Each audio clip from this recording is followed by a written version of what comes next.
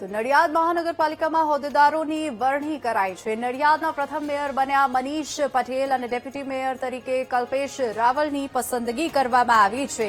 તો સ્ટેન્ડિંગ કમિટીના ચેરમેન બન્યા પરાગ બ્રહ્મભટ્ટ અને શાસક પક્ષના નેતા તરીકે મેઘના શાહની વરણી કરાઈ છે। દંડક તરીકે પુષ્પાબેન પરમારના નામની જાહેરાત થઈ છે। મહત્વના સમાચાર વધુ વિગતો સાથે સંવાદદાતા નિખિલ આપણી સાથે ફોન લાઈન પર જોડાઈ ગયા છે। જી નિખિલ, સ્ટેન્ડિંગ કમિટીના ચેરમેન સાથે જ શાસક પક્ષના નેતા જે છે તે મેયર બન્યા છે, શું વધુ અપડેટ?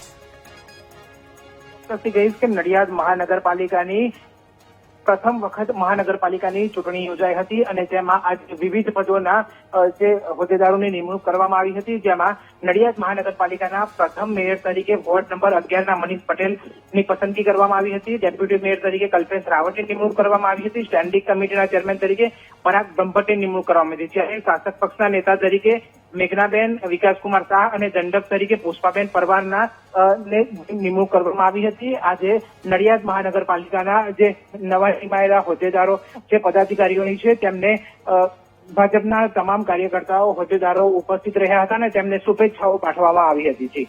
જી બિલકુલ નિખિલ, આભાર સમગ્ર માહિતી બદલ।